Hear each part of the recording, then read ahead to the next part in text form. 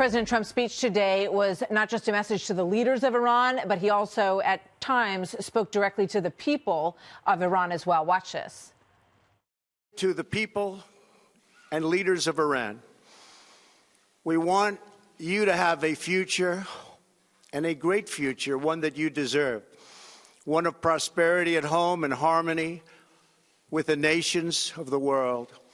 The United States is ready to embrace peace with all who seek it. Here now, Nazee Moinian, an Iranian scholar. She was born in Iran and moved to this country when she was 16, and she's a political consultant on Iran as well. Also, Lara Logan, host of Lara Logan Has No Agenda on Fox Nation, and she has reported, of course, extensively on the wars in the Middle East. Great to have both of you with us tonight. Thank you. I think it's so important that we talk, and I know this is very important to you, Nazee, as an Iranian American, that we talk about the people of Iran separate from the leadership of Iran. How do the people of Iran receive that message today from the president?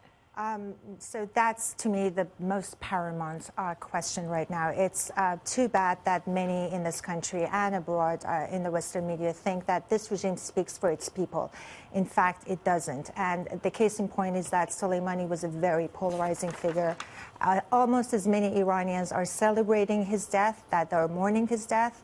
And we should not be fooled by the throngs of people that you see in the streets of Ahvaz, Mashhad, and Tehran that we're told to go out and beat their chest and cry and display a show of solidarity. That's not the true story. Yeah. We were talking about how it's the sort of thing that you sometimes see in the streets of North Korea, dear leader, and everyone is sort of told to cry. I know, see that that's what happened. The kids were told that they couldn't, go to school, get out there and do your thing, right? That's unfortunately the sad story about Iran. This regime tells the Iranian people how to dress. Women have to cover up. Men are not allowed to be outlandish in their dress, in their outfit, what to think, what to read. They're not allowed to celebrate. Many of their Persian New Year customs are banned or were banned before. So this is a regime that wants to dictate. And we here in Western media do not give enough of a voice and a face to the opposition. Yeah. The true Iranians, what do they want? They remember where they came from, and they know what they're capable of doing and going. And this regime does not speak for them. And you've talked, and the president talked about the deep culture of the Persian culture in Iran. Lara, you spent a lot of time today speaking to people on the ground there. What are they telling you?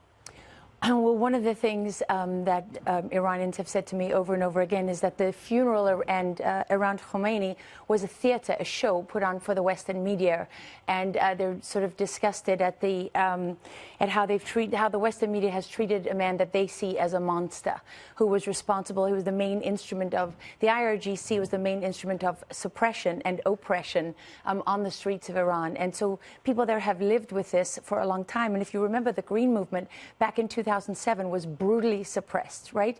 There was hundreds of Iranians who were murdered then.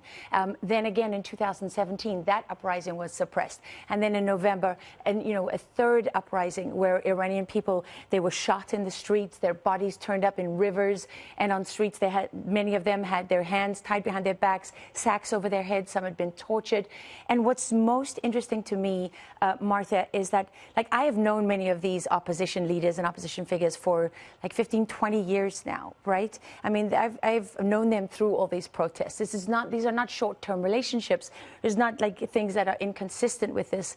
And what they remind me of is the 1988 massacre in Iran, where Iran went after the MEK, the main opposition group, and they massacred 30,000 political prisoners in Iran over the summer of 1988. Many of the protesters who were on the streets of Tehran and in 191 Iranian cities in November were the children of those people who were murdered back then. And the Justice Minister of Iran today is one of the people who was involved in that massacre.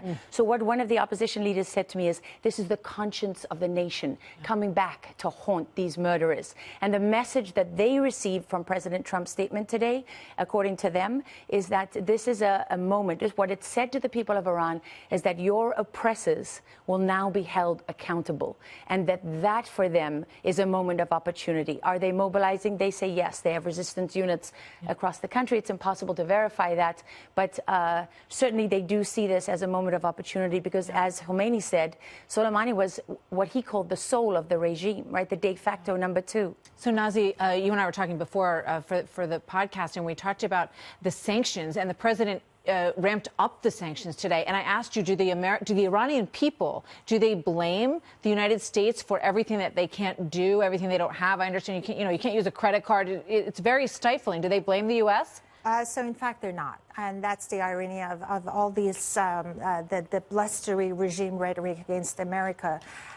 Iranians are natural allies of the Americans. This is a sophisticated, educated population. They look to the West. They see all the youth, their same education, even sometimes not as educated as the Iranian counterpart. And they have the lifestyle. They can afford an apartment. They can get married. They can move on. And the Iranian counterparts are basically repressed. They don't have an outlet for their dissenting voice. They don't have a hope for the future. And it stands in stark contrast to Obama, where he waited 11 days, 11 crucial days, before he offered support in 2009 uprising to the Iranian people.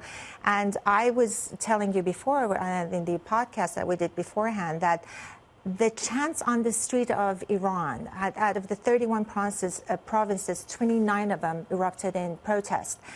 They're not death to America. They're holding the regime accountable for their misery. They're saying, not Syria, not Iran, my life, not Syria, not Lebanon, my life is only for Iran. So they know that the regime elite is cracking down on them. They know that this is not the regime that they bargained for in the revolution, and they want, as Lara said very aptly, they want the regime to be held accountable. We will see. That's the big question. You say you get asked in every taxi cab, is this it? Is it possible that the regime could fall this time? And Lara, you called it a moment.